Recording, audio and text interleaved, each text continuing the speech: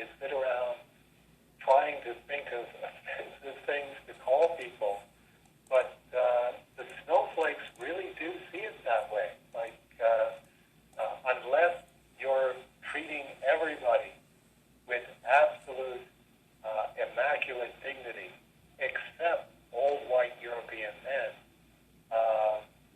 then that's just it.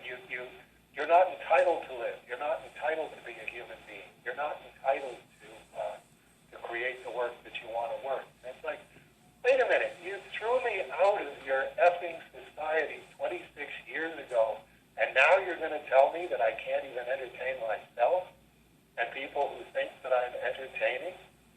Who died and left you, King? It's like, get a grip on yourself. I'm not going to suddenly turn back into some sort of liberal. It's just not going to happen.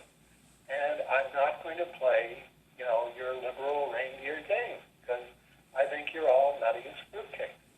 But, it's, as they call it out in the diplomacy biz, that's a frank exchange of viewpoint. In the script for Vark Wars 3,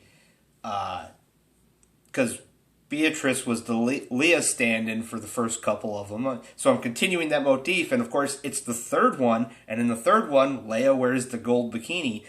So there's a couple strips where somebody shows up and is like, hey, it starts off with Beatrice there, and there's a couple guys by her, and she's going, can I help you? And they're like, well, this is the third one, right? And she's like, yeah. And you're the Leia stand-in, right? Yeah. Okay, so we're just waiting around, and then she's like, get away, you pigs. And there's a couple of them with different characters, and finally it's her with the Whore of Babylon going, and she's complaining about how all the men are objectifying her, and they're not. That it's nice to talk to a woman who knows that we're not just tits and ass. And the punchline is the Whore of Babylon going, yeah. So when are you going to put that little gold number on? There you go. Yeah.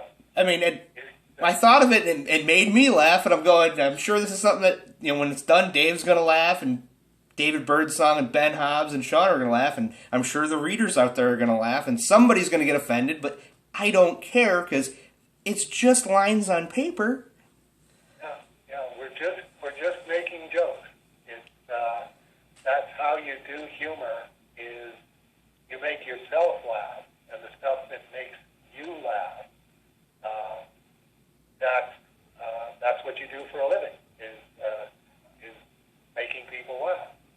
And you can't self-censor. I mean, that was my experience on Guys in particular, where having practically lived at Peter's place for as long as I did, never fall in love with a bar, and it's like I would go, okay, here's a bunch of guys in a bar, and it's like it's Bear and Mick Jagger and two of the Beatles and Marty Feldman, and it's like, okay, they're all stuck there and drinking themselves to death and trying not to drink themselves to death. Let's write plausible jokes for them, actual conversation. Here's how guys talk. And then I would do that, like method acting the whole thing. I could use this line from this, I could use this thing that so-and-so did at Peter's place, and whatever else. And then step back and look at it and go, whoa, I don't know if you can publish a comic book with this in it. And it's like, well, wait a minute, why wouldn't you be able to? If that's how people are, if that's something that actually happened, and that was funny, and now I'm putting it in there because it's funny, and because all of these guys laughed when it happened,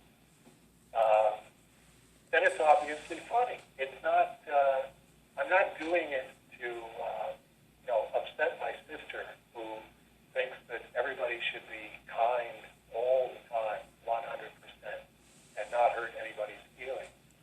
It's, I'm not doing that. That's not my job description. My job description is to make myself and people like me laugh.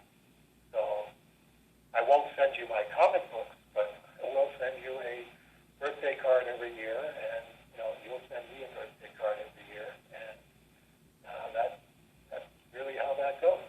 That's the extent of the involvement, because I'm way, way, way, way, way over here, and you're way, way, way, way, way over there. What rankles me is when they go, we're all in this together, and it's like, no, we're not. All of the blue state people are in the blue state thing locked down together, and all of the red state people are in the red state locked down together, and there is absolutely no communication across that divide between those groups. It's, the My Fair Lady line, where his mother says, I suggest you confine yourself to 2 topics, the weather and your health. And it's like, that's a good rule of thumb. You never know if you're talking to somebody who's in your sandbox or who's in their sandbox. Everybody's experiencing the same weather, and everybody's got different things going on with their health. Exchange some pleasantries and spend the rest of the time just being with your group. Yeah, that's not the worst advice. Well, I hope it isn't. I hope it isn't. It's like, Rick Beach is definitely far, far, far over on the left wing side of things. He's just taken over as the cartoonist laureate of Vermont from Alison Bechtel, who did Dykes to Look Out For. So it's like, but he's still filming his work. It's definitely Rick Beach. It's not Dave Sims, but anytime he sends me a Rick Beach thing, I read it, and he's getting really, really good at doing Rick Beach. And then I send him back my Dave Sim thing, and I hope he reads it and goes, this is really, really good Dave Sim.